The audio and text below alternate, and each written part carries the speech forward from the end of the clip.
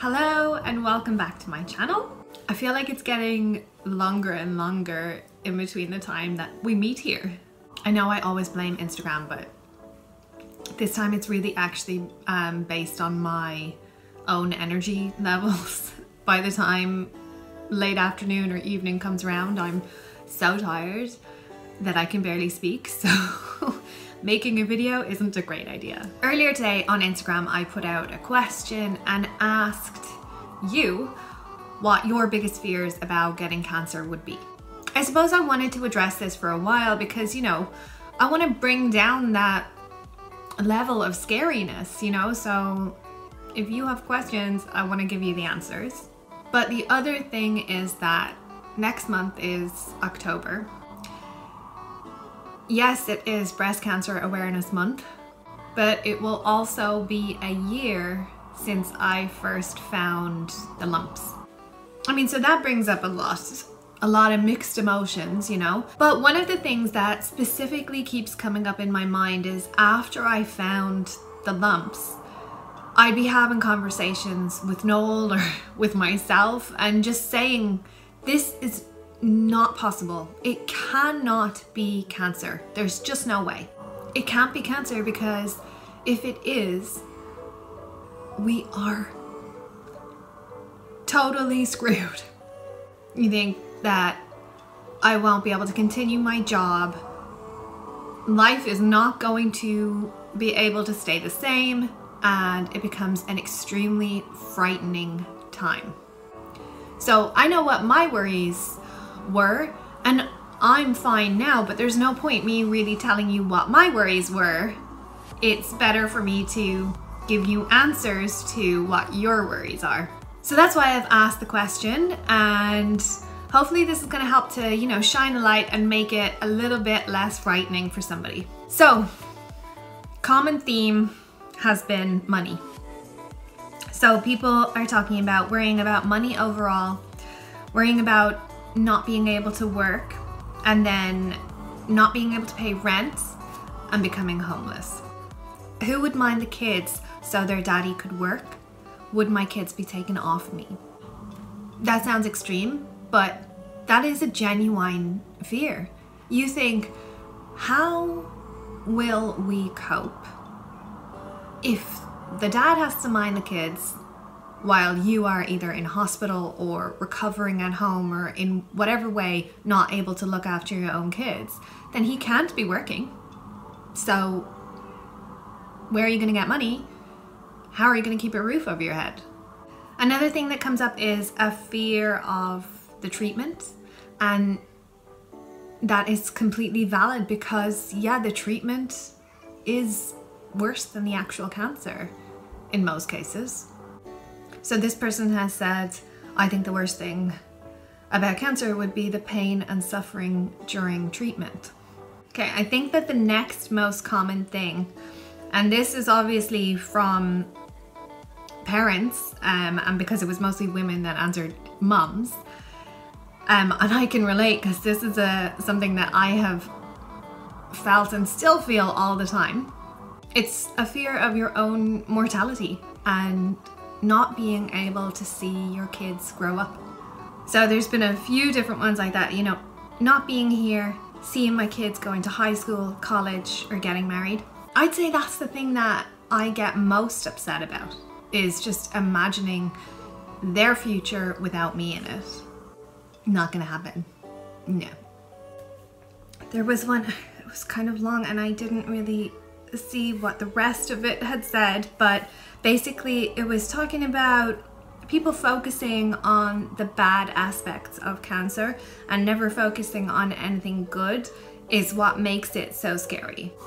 And I know that there are people who have had cancer in my life that I didn't know about it, or I will never know about it because there was an amount of shame attached to it for some reason. You know, it's like HIV and AIDS, you know, if you were HIV positive, then people would have assumptions that you must be a drug user or must previously have been a drug user, or at a time when there was a negative stigma attached to being a homosexual, that, oh, that must mean you're gay or something, you know, and I don't know, hopefully we're getting past that, but I mean, we've got to be past it with cancer. What the hell? How could you possibly be ashamed of having cancer?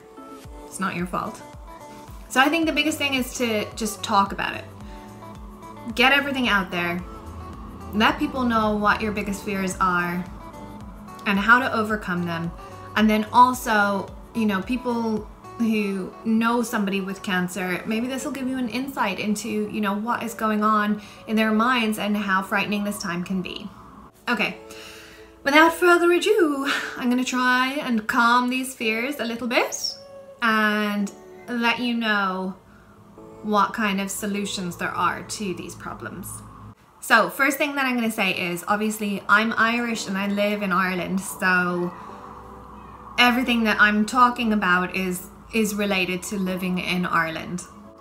So the number one topic that came up was money.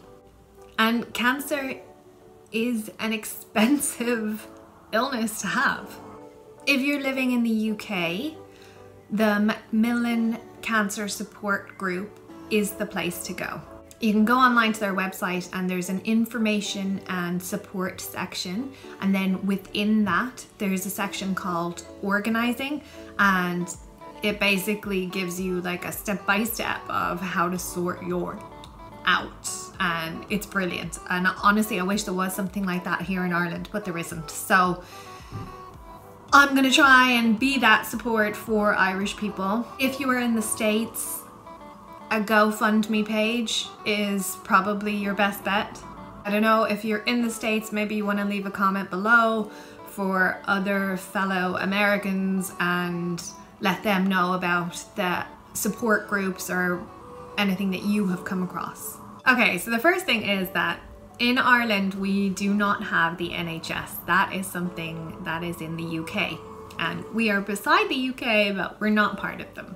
So we don't actually have free healthcare here. Cancer is a costly illness to have. When we talk about cancer being an expensive illness to have, it's really not just about the price of chemotherapy. First of all, there's a bunch of other drugs that come with it too. And secondly, there are so many other additional costs to take into account. So the first thing that I would say is to apply for a medical card. So a medical card is means assessed. They take into account your income, your family's income, and then they also take into account outgoings. So that would include rent, your expenses in traveling to work, childcare. Lots of things are taken into account, so it's important to put in as much detail as you can in your application. So for example, if you are a couple and you have 4 children, the weekly income limit for that size of family is $424.50. Now, to some people that sounds like not very much, but if you are on minimum wage here in Ireland, you're only earning €382 a week. If you are outside of the income threshold for a medical card, there are cards given on discretionary grounds. So if you are just above the threshold, for example. Now, it's not easy, and it never is with these things, and that's why it would be a good idea if you are feeling under pressure with applications and stuff to get an advocate to do it for you. So in the hospitals, there's usually a social worker, and the social worker is allowed to act on your behalf. The only thing is that it is only those social workers that are allowed to. A family member cannot act on your behalf or sign for you or go to meetings for you. At the very least, you should, everybody should, whether you are sick now or not, you should have a drugs payment scheme card. So with the drugs payment scheme card, you pay for prescriptions up to €134 a month, and then anything above that is covered by the card for you. And let's just talk about prescriptions. During my first 4 chemos, I was taking an injection called Neulasta. So I've checked the price of that with a pharmacy online, and it's €1,555 for 1 injection. People who have to take the Faslodex, that's €722. I take the Zoladex, that's €130. So when you're on chemo, you get chemo side effects and you need to start taking other medications to help fight the side effects. For example, migraines. Imigrin is €56 for 6 tablets. Provex is €35 for 6 tablets. You can see how it all talks up. So if you're a low-income family and you don't have enough health insurance, then you're gonna need that medical card, and you're gonna get that medical card. So the next thing you're gonna need to do is figure out what you're entitled to from the Department of Social Protection. So there's 2 different types of payment. One of them is based on your PRSI contributions, and the other one is based on how much money you have now. So if you were working, or if you were working in the relevant tax year, you'll have PRSI contributions, and that will entitle you to generally the ones called benefits, so illness benefit, for example. If you don't have enough contributions, then it is means assessed.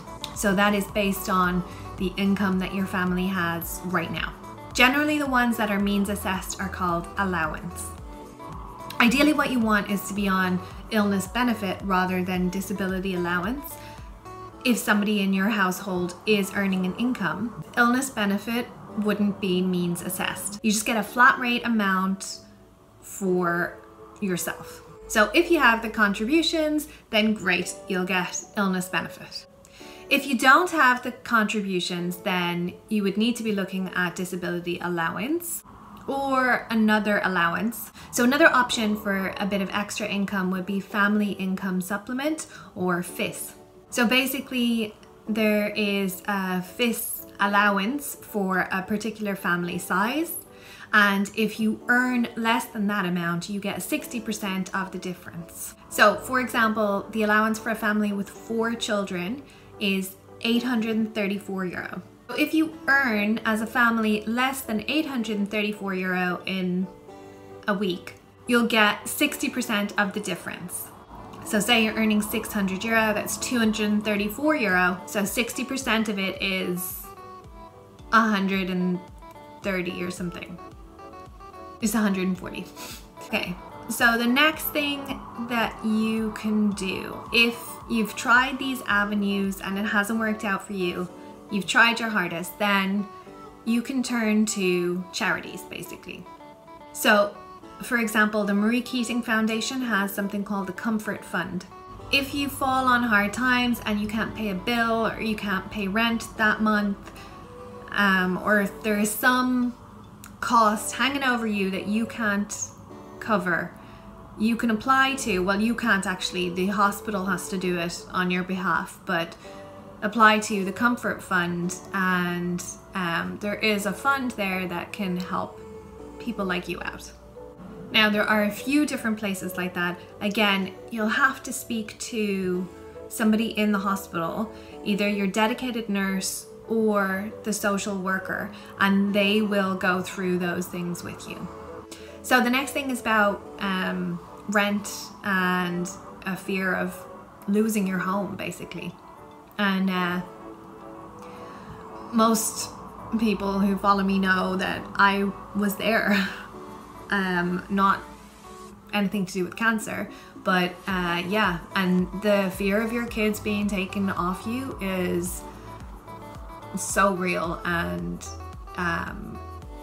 the things that it does to you, where your head goes and the solutions you come up with are just... So remember, there are also options in terms of your home. So the first thing to do is to visit your local housing authority. If you get yourself put onto the social housing list, then you can get a housing assistance payment, which is basically the way that rent supplement used to work. So it's just a payment towards your rent. If you have a mortgage and you're finding it difficult, or worried that you will find it difficult to pay your mortgage, then there are places like MABS, and even visiting your housing authority, they will let you know everything that you can do. The thing is though, you're always gonna hang on to your house. You will, you know? If you have to eat cans of beans and 23-cent Lidl noodles, you'll do it. And nobody is gonna take your kids off you. Except maybe a kind friend or family member when they want to give you a break. But no one is gonna take your kids off you. That is not gonna happen. So, that question, who would mind my kids? There is something in Ireland called the Community Childcare Subvention Program. I think that's what it's called. But basically, if you are on certain social welfare payments or if you have a medical card, you are entitled to subsidized childcare.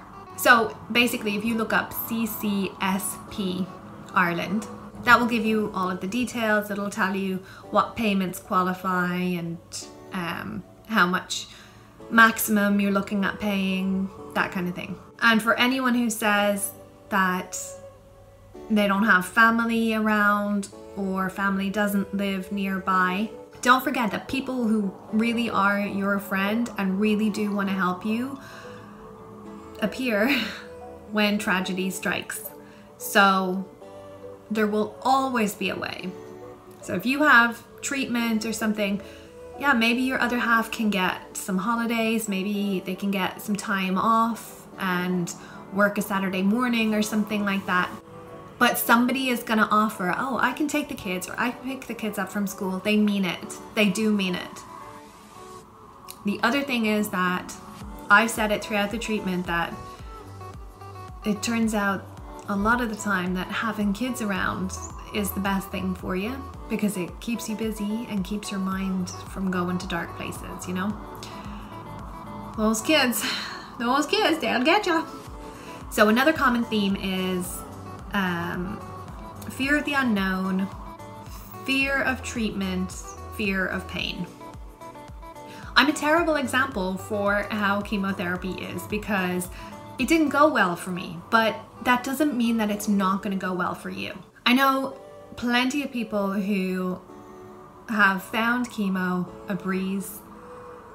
Some people who, you know, it was bad for only a couple of days and then they were fine. It really is just the luck of the draw. It just depends on the person. So the number one thing is to just go into it and just prepare yourself for anything. Just say, I'm ready for anything. Whatever happens, I'll just take it. And the thing is that once you're in it, it's so much better. It's so hard not to be anxious before it all starts and before it all happens. But once you're actually in it, it just becomes life and you do just get used to it. I know that that's not the nicest way to give advice, but I'm telling you that it does just get okay. And anybody who is watching this, who has gone through chemo, who has been given that advice by me before, comment below and let people know that it is the truth. The final thing is, and this one, as I said, is my biggest fear as well, is the fear of not seeing your kids grow up. I don't want them to hear me. That to me is just, ugh. My friend, her daughter started secondary school this year, and when she was taking the pictures and telling me about it and stuff, I just kept on thinking, Jesus, I better be around to see my kids go to secondary school. And not in a selfish way either. I think it in a way of, if I weren't here, would they still turn out the same way? Would they still be taught the same values and that kind of thing? Then also, if there were ever any issues where bullying might be involved and that kind of thing, I would want to be there. And of course it goes on from there. It's on to what we do here leaving certs like the IB or A levels. You want to be around for that time, which is an incredibly difficult time in your child's life. You know, everything that comes afterwards, college, and yeah, weddings and that kind of stuff. Kids, grandkids. So yeah, I don't know what the future is going to hold. I don't know what will happen. But what I do know is that I am determined to be there. So if this all happens again, then I'll fight. I'll fight to be there, to stand up to those bullies. So hopefully that addresses some of your biggest fears. If there is anything else, you can always comment below, or you can message me on Instagram and I will give you my best answer. The message I'm trying to get across is that it's a very scary time. I know. I've been there. I am there. But there is always a way. Don't ever let yourself give up hope, and don't ever say, oh, I'm not going to deal with it because I can't afford to. Damn dog! Because you know what? Leaving it there is going to end up with you missing out on your kid's future and all that, if you know what I'm saying. So get yourself checked out. Don't be afraid. Everything's going to be fine. As always, thank you so much for watching, and I'll see you in the next one. Bye.